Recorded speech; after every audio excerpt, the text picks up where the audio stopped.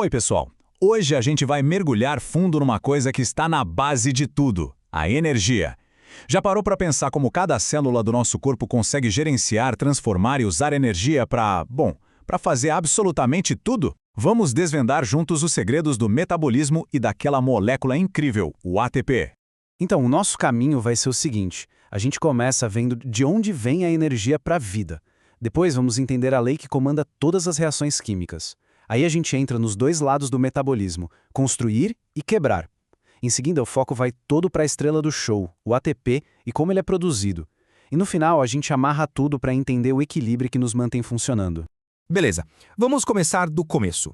Tudo, absolutamente tudo, parte da captura de energia. E, no mundo vivo, existem basicamente duas grandes estratégias para fazer isso. Essa é a pergunta de $1 milhão, não é? De onde vem o combustível para tudo isso? A resposta, na verdade, divide quase todos os seres vivos em dois grandes times, dependendo de como eles abastecem o tanque. De um lado, a gente tem os fototróficos, que a gente também chama de autotróficos. As plantas são um exemplo clássico. Eles são os produtores, sabe? Verdadeiros magos que transformam a luz do sol em energia química. Do outro lado, estamos nós, os quimiotróficos ou heterotróficos. A gente é o time dos consumidores. A gente pega a nossa energia quebrando as moléculas da comida que a gente come. Agora, uma coisa interessante, como é que uma célula sabe se uma reação vai liberar energia ou se vai precisar de um empurrãozinho para acontecer? Pois é, existe uma regra universal para isso, uma lei da termodinâmica que não falha. E essa regra se chama energia livre de Gibbs, ou, para facilitar, ΔG. Pensa nela como a energia útil. É a parte da energia total que pode de fato ser usada para fazer algum trabalho na célula, tipo construir uma proteína ou fazer um músculo contrair. É o ΔG que diz se uma reação vai rolar sozinha ou não. E o legal dessa regra é que ela é bem direta. Se o ΔG de uma reação for negativo, ela acontece de forma espontânea. Imagina uma bola rolando ladeira abaixo. Ela não precisa de ajuda e ainda libera energia no processo. A gente chama isso de reação exergônica. Agora, se o ΔG for positivo, aí a história é outra. A reação precisa de um empurrão. Ela não vai acontecer sozinha de jeito nenhum. Ela precisa de um investimento de energia. É como ter que empurrar aquela mesma bola, só que agora ladeira acima. E a gente chama essa reação de endergônica. Então, essas duas direções da energia, liberar e consumir, elas são a base de tudo o que a gente chama de metabolismo. O metabolismo nada mais é do que o conjunto de todas as reações que acontecem na célula. E ele tem esses dois lados que são opostos, mas vivem conectados.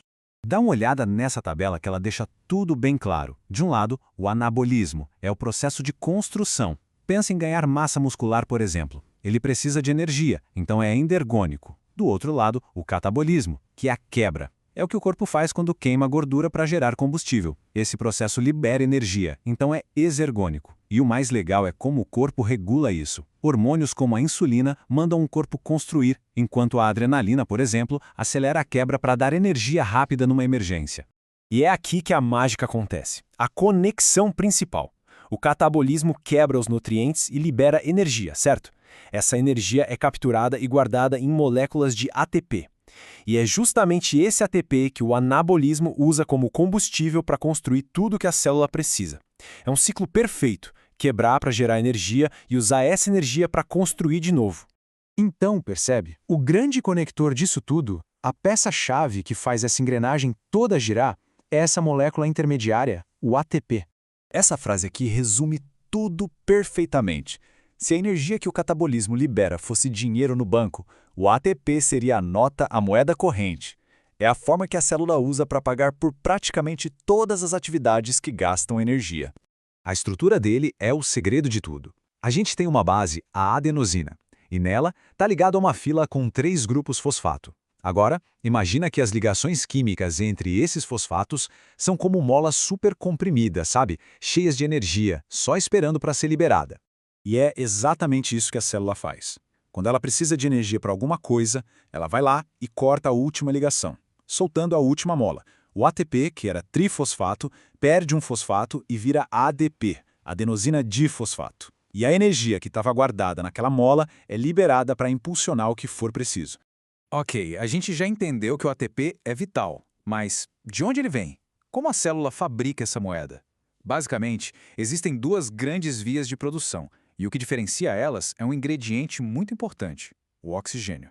Pensa assim, um metabolismo aeróbico, que usa oxigênio, é a nossa usina de força principal. Ele é super eficiente, produz uma quantidade enorme de ATP. É o motor de um maratonista, perfeito para atividades de longa duração. Já o metabolismo anaeróbico é o plano B. Ele não precisa de oxigênio e entrega energia muito rápido, mas em pouca quantidade. É o turbo de um velocista para aquelas explosões de força, como um sprint de 100 metros. Bom, e para a gente fechar, vamos juntar todas as peças desse quebra-cabeça.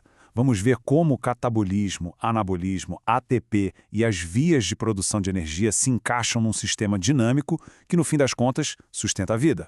Olha só, esse ciclo aqui amarra tudo que a gente conversou. De um lado, o catabolismo pega o nosso alimento e transforma em ATP. Do outro, o anabolismo usa esse ATP para construir, para se mover, para pensar, para viver. É uma dança constante de energia, produção e consumo, quebra e construção, o tempo todo mantendo essa máquina complexa que é o nosso corpo em perfeito funcionamento. Isso nos deixa com uma reflexão final, né? A vida acontece nesse equilíbrio muito delicado, nesse fio da navalha, um balanço energético super preciso que a gente chama de homeostase. A cada segundo, o corpo faz milhões de pequenos ajustes para manter esse balanço, não importa se estamos dormindo, comendo ou correndo uma maratona. Entender essa dança da energia é, no fundo, entender a própria essência do que é estar vivo.